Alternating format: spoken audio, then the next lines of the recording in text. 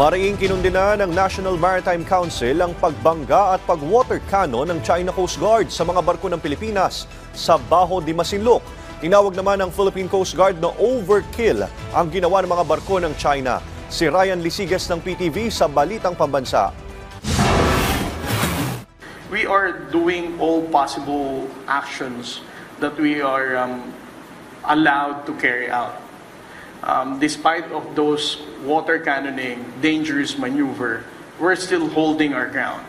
Nakarating na kay Pangulong Ferdinand Marcos Jr. ang panibagong insidente ng pangharas ng mga barko ng China sa mga barko ng Pilipinas sa Bajo de Masinloc. Ayon kay National Maritime Council spokesperson Undersecretary Alexander Lopez, ikinabahala daw ng punong hekutibo ang insidente. The Philippines reiterates that the Bajo de Masinloc is an integral part of the Philippine territory and has indisputable sovereignty over the high tide feature and its territorial sea.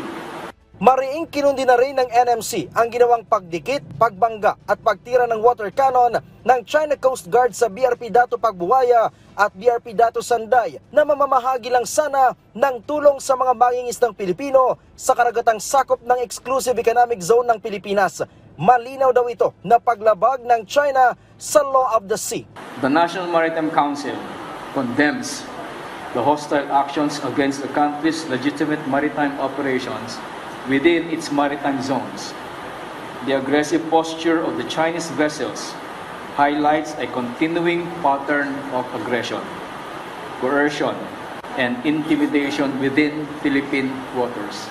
Tinawag naman ng Philippine Coast Guard na overkill ang ginawa ng mga barko ng China. Sabi ni Commodore J. Tariela, Philippine Coast Guard spokesperson for the West Philippine Sea, 5 dambuhalang barko ng China ang sumubok na pumigil sa humanitarian mission ng BIFAR. Ang matindi pa, sa pinakaunang pagkakataon ay kasama na daw sa nagsagawa ng dangerous maneuver ang warship na barko ng China na Plan. Nangyari ito 19 nautical miles mula sa Scarborough Shoal. Sa kabila nito, wala pa naman daw balak ang Pilipinas na ipadala sa West Philippine Sea ang Philippine Navy para ipantapat sa gray ship ng China.